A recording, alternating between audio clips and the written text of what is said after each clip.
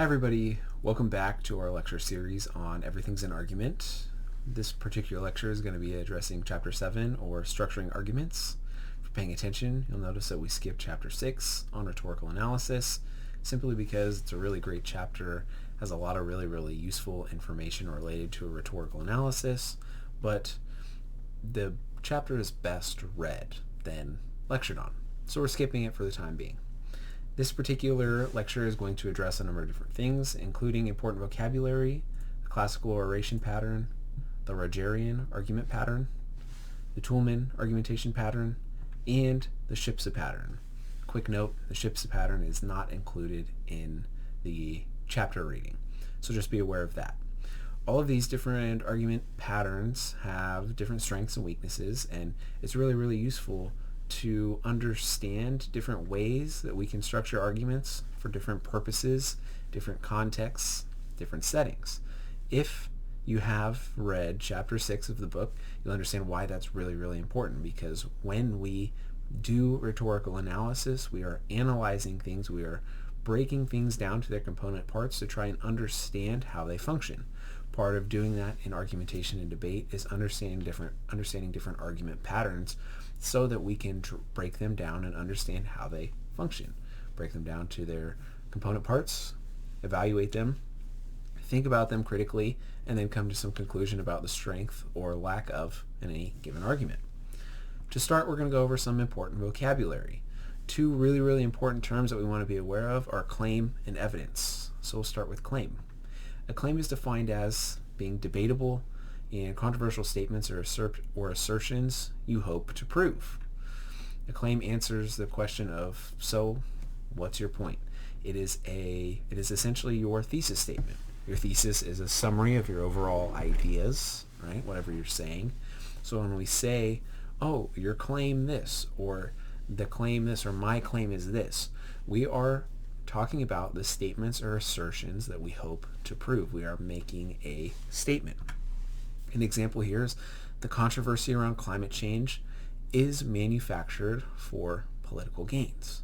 So this is an example of a claim that relates to climate change and is overall trying to show or prove an assertion about the controversy and why that controversy exists. The second term here is evidence. And just based on a simple Google search, evidence is defined as the available body of facts or information indicating whether a belief or position is true or valid. So we have the available body of facts or information. It's our support.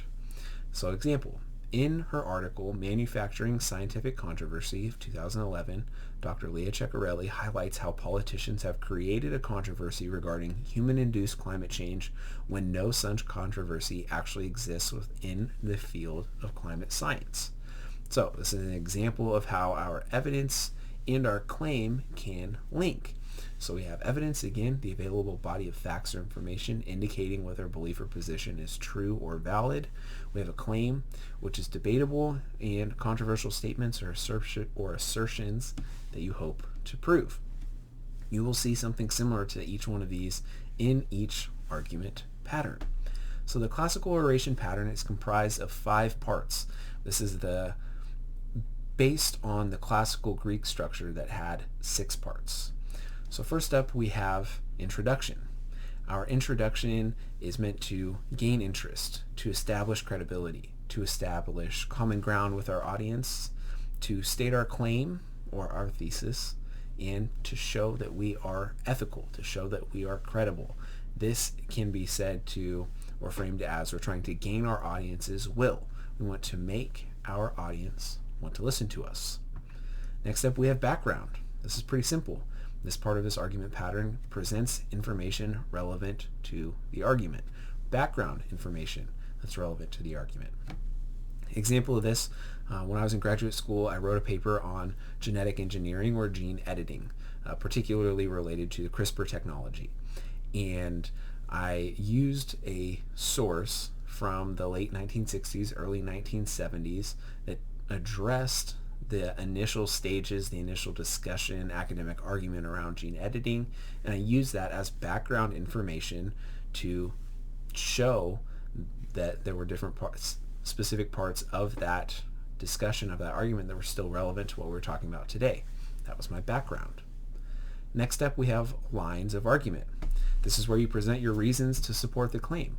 Here is why I feel this way. These are my reasons. And this is where you're going to have your evidence, your qualitative, your quantitative evidence, your stories, your statistics, your testimony. This is where you're going to have the reasons to support. This is your argument. So it's really, really important that you pay a lot of attention to this part of this oration pattern. Then we have alternative arguments. And this is an interesting aspect that we'll see is not always included. And it can be a little bit problematic, but the idea of alternative arguments here is that we want to consider different points of view in opposing arguments. It notes advantages and disadvantages of varying views and explains or argues why your view or the view being proposed is preferable to others. Now, this relates to a theory in communication studies called inoculation theory. And the idea there is that by presenting alternative arguments or by presenting opposing arguments, you can inoculate your audience to the effectiveness of those arguments.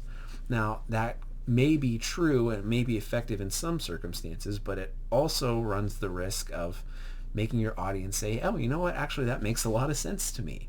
So you're actually potentially doing some of the work of your competitor or of whoever. You're doing some of the opposing views work for them. So using alternative arguments has its pros and its cons. Just be aware of that if you choose to use this particular argument pattern. Last but not least, we have conclusion. So this functions to summarize our argument. We want to remind our audience what our argument was. We're going to elaborate on the implications of our claim. So here's why this is important. Here's why you should support my ideas. We're going to make clear what you want the audience to think or do. You're going to be very specific about this. I want you to do this. Think about this. Go out and do this. And this really depends on the type of thesis you're writing and kind of your overall persuasive approach. But it's super important that you give your audience a detailed thing to do, whether that's think about something differently or do something differently. That'll depend on your thesis. Last but not least, this reinforces your credibility, and it's optional, but it offers an emotional appeal. You want to get your audience emotionally engaged with what you're talking about. So the classical oration pattern is a perfectly fine argument structure. It gives you a great way to give background information, alternative views, and show a somewhat objective view of a topic without really just focusing and leaning on your particular ideas or what you want to have done. Next up, we have the Rogerian argument pattern, and this one is really, really interesting to me. It's adapted from the work of the psychologist Carl Rogers, and Carl Rogers believed that people involved in disputes should not respond to each other until they could fully, fairly, and even sympathetically state the other person's position. You can see more about this on page 139 of the textbook, Everything's an Argument. But the overall goal of invitational rhetoric like this is to get people to work together, not win the argument. And again, more about this on page 140 of the text. This is really, really interesting to me because it gives us a detailed analysis, a detailed argument pattern that focuses on creating common ground, on bringing people together to work together to solve a problem rather than simply winning an argument. As you all know, because you're watching this and you're likely a human being, when we get competitive, it can sometimes create division. And that doesn't help anybody. That makes it harder for us to work together. So this is a really interesting argument pattern that focuses on developing and creating connection and coercion and synergy between people. So the first part is the introduction, and this, we're simply, like all introductions, we're going to describe the topic to show that you fully understand, and this is the challenging part, respect the alternative positions. So this is where you are showing that you understand the other person's point of view. Super, super important. It's a primary focus of this argument pattern. Next up, we have context. So this is where you're going to describe context in which the alternative position may be valid. So where you say, you know, I see what you're saying, I understand what you're saying, and I can see how you could be right in these different contexts, in these different situations, in these different scenarios. Then we have the writer's position, and this is where you state your position on the issue.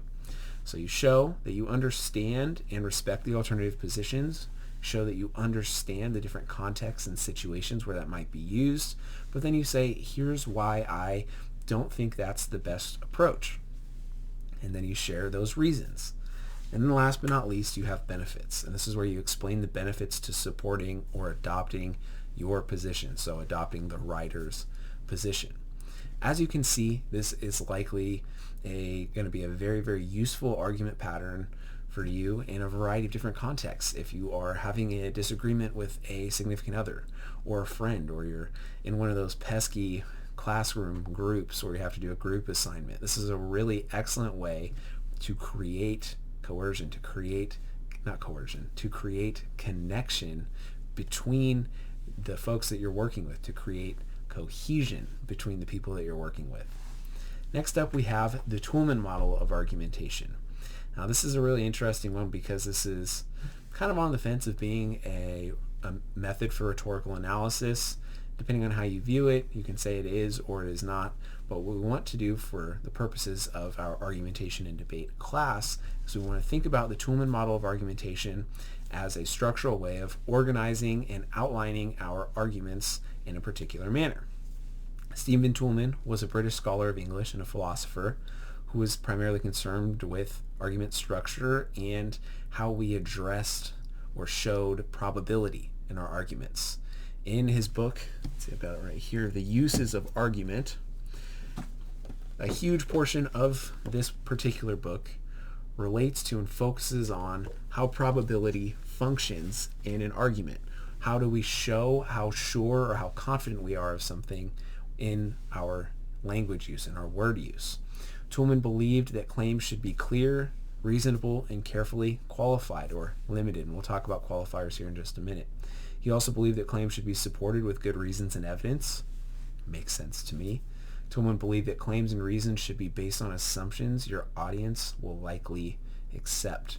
So we're writing arguments for the audience. That's really, really important, and it's an important factor that is addressed in Chapter 6 about rhetorical analysis. Lastly, Toulmin believed that effective arguments respectfully anticipate objections readers might offer. So we offer a little bit more of those preemptive strikes, those alternative ideas, and we try to preempt them. We try to get to them before our audience can develop those ideas. So the first part of this argument model is the claim. This is the argument you wish to prove. It's your stance. It's your thesis, right? If you go back to that first slide, we're talking about important vocabulary. We talked about claim. Next, we have qualifier or limitations. This is any limits that you place on your claim. You will see this in your arguments or in arguments of others by the use of words that determine the strength or probability of a thing. So for example, if we don't get a handle on climate change, things could get really bad for humans. It shows a level of uncertainty, right? And that's normal. We're going to see that in all things. But the more qualifiers you have, the more words you have, like probably, should, might, maybe, those are going to take away from your overall strength of your argument. So we want to be aware of qualifiers in our arguments, but also in the arguments of others. Next up, we have support or data. This is the research, evidence, data, statistics that support our initial claim. It's what they're based on. So say I'm writing an argument about the theory of evolution, and I want to draw and I want to talk about how that theory stems from Charles Darwin's work on the origin of species. That text would be my data or support. Next up, we have warrants. Warrants can get really, really complex and really, really challenging to think about and talk about, but I simply think about them as the connections or the links between our ideas. They are the underlying assumptions that support your claim. So it's the things that we don't necessarily state that support our claim, and a lot of arguments are built on those assumptions that people have. So a little bit of an explanation here. I think of these as the glue, again, the links that hold our arguments together. They're not always obvious, but when you notice that one point in an argument does not clearly connect to another point, you're noticing an issue with the warrant. So if you say, I don't really understand how we got from point A to point B, that's an issue with the warrant, and you're aware of that, and that's good. You also want to think about that for your particular arguments. You want to make sure that your ideas are clearly linked together, like a chain. Much like a chain, an argument is only as strong as its weakest link. So it's really, really important that we can be aware of that so that we are, best case scenario, mitigating them. Worst case scenario, we're prepared for any attacks on that particular aspect of our argument. And then last but not least, we have backing. This is our outside evidence or support for our claim. It's current evidence, current research, it's data, maybe it's research that we've done.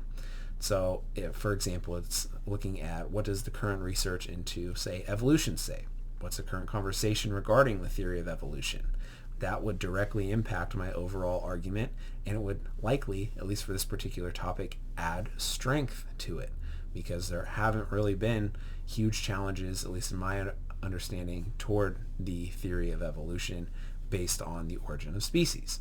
So the Toulmin model of argumentation gives us a very, very interesting and fairly simple way to not only create arguments, but to analyze arguments, and it's unique in the fact that you can address the strength or the feeling of strength or probability within an argument by analyzing qualifiers. And our last argument pattern of the day is called the SHIPSA argumentation pattern. And this is the argument pattern that is widely used in debate, and that's where I learned most about it. And it's not in the textbook chapter. It's really amazing. I really like this argument pattern for just day-to-day arguments as well. In graduate school, I did a whole project on how we can use this argument pattern in our day-to-day lives to help promote ideas, to create strong arguments. So first up, we have significance. This is an argument. It is you explaining and arguing why the topic matters, why it is significant.